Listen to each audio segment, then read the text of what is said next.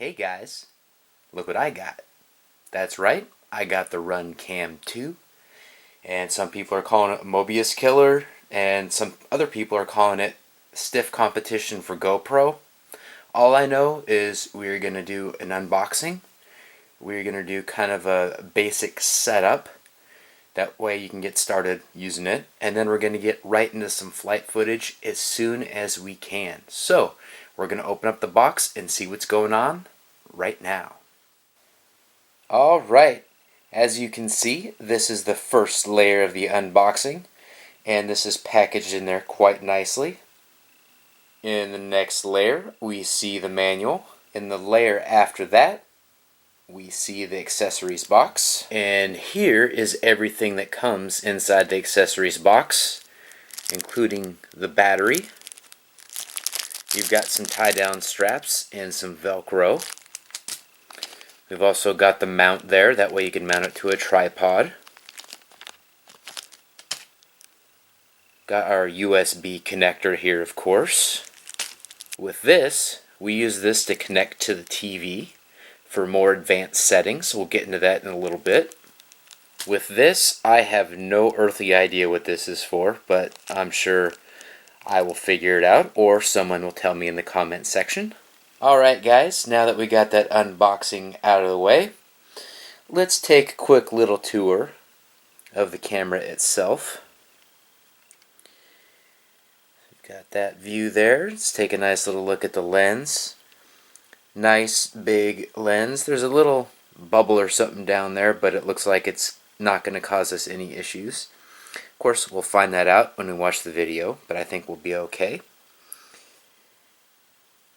One of the things that some of you might notice, because you guys notice everything, is there's a little chip there. That was due to me trying to get this thing open. It was not coming open the first couple times I tried to, so I needed a little extra assistance. Since we've got this open now, I'm going to talk about what's going on in here. That is where your micro SD card goes. It does not go in there, so don't do that. Don't ask me how I know that. And here we've got the micro SD port. That way you can connect this camera to all sorts of fun things. And of course, back in there we've got the battery bay. Make sure to match up your battery with those prongs appropriately. Alright, so up next we're going to do a very basic setup, and I'm going to walk you through using the app. Alright guys, what you're going to want to do next is to download the Runcam app to your smartphone, and then you simply follow the instructions. So click here to connect to the camera, follow the instructions, and the instruction says do a long press on the power button for 3 seconds to turn on. So that's what we're going to do.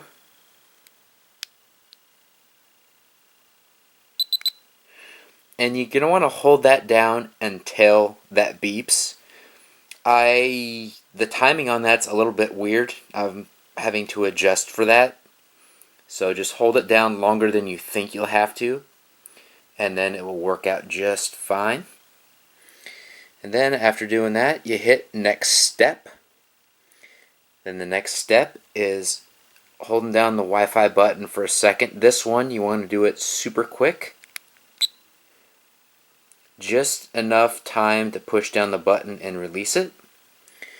So now we hit next step. Now, here is where you go to your settings. No, that's not where I want to go. Here's where you go to your Wi-Fi settings, and then you find your Runcam. I've already set mine up. There's the password. There's a way to do that. I can't remember exactly how I did that, but there's a password, and I think it's uniform, but it will send you a text. I think that's how it was done, text or email. Anyhow, I already did that before I did this, so now we're going to go back to our app and hit next step. It's searching for it, and oh boy, Here we've got the live feed. Yes, I use that to reflect light back in here. Same with that right there. Lighting is important. I still need to enhance that a little bit in here to make my unboxing look even better, but you know what? It's a work in progress. So, let's back that off a little bit here.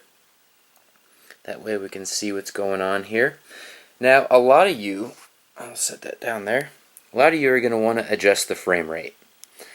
And to do that, all you do is push the button that I just pushed there. Then you've got your options. I prefer 1080p 60 frames per second for RC stuff for a variety of reasons, but mainly because it's fast moving and it captures it better. You can also do slow-mos, all sorts of options like that. So that's where it's at. So that's set. Here's your other settings. And these are just the very basic things. You get your slow motion, the upside down on or off. That's probably the most important thing at the basic level. And of course, format the camera when you put in your new SD card there. But that's it for the basic overview. Oh, one other thing.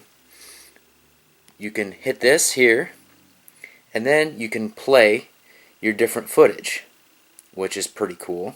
So if you're out in the field and you want to see what you just recorded, all you have to do is push the button like I did there, and then boom, hit that there. It will connect to that, to your phone, and it will actually play the footage.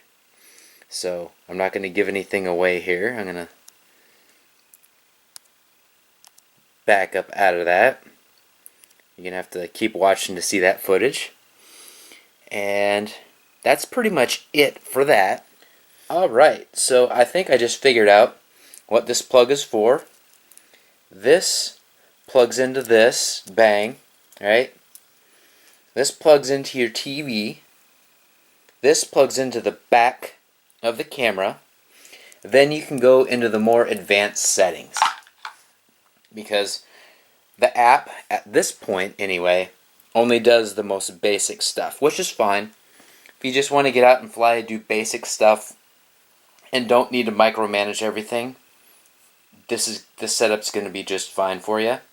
If you want to do more advanced things, then you've got to connect your TV, blah blah blah. So that's pretty much it for the overview. And now we are going to take a look at the flight footage that I took with this, and that's coming up now.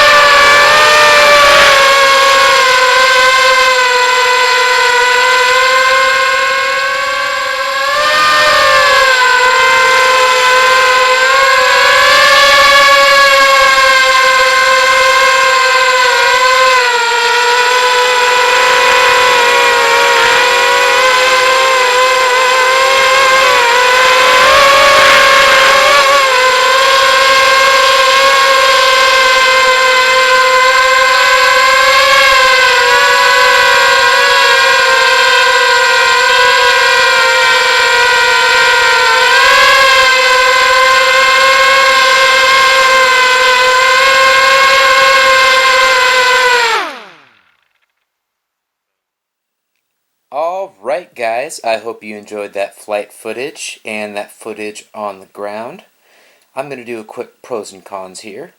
And let's start with the pros because this thing is chock full of them. Probably the biggest pro, especially for a camera like this, is its ability to transition from looking into the sun to not looking into the sun and having everything stay together nice and tight. That blew me away. I didn't think it'd be that great. Another huge thing is 60 frames per second on a camera this size. This thing is the same size virtually, slightly different shape, little taller and a little shorter, but basically the same as a Mobius.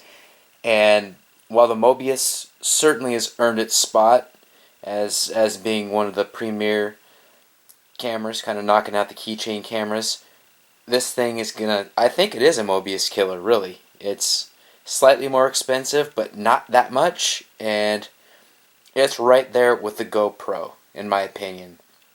Maybe just a hair below the GoPro, but my God, you saw that color and the clarity in 60 frames per second. So to me, and when you consider the price, it knocks the GoPro out for me. I mean, this is a tiny footprint. I can mount it on most of my regular sized aircraft, and my little 180 quad towed this thing just fine. So that's awesome. Let's get into the only con, and that is there's no lens cap. Doing the RC thing that we do, it'd be nice if they made something, just a little rubber thing, or silicone or whatever, and to protect the lens, because dust messes with optics, and the places we fly, we get dust in our optics. So I'm not really a fan of that missing, but another quick pro here before we wrap things up. This has a little extra plastic that extends out, and that protects the lens from impacts. Of course, it's not going to do it 100%, especially if you fly like a savage like Sean. It's still potentially going to scratch it, but it gives it some extra protection. So it's kind of like spermicide in that way. Alright, on that note, I'm going to wrap this thing up. Like, comment, and subscribe. And GB Linden out.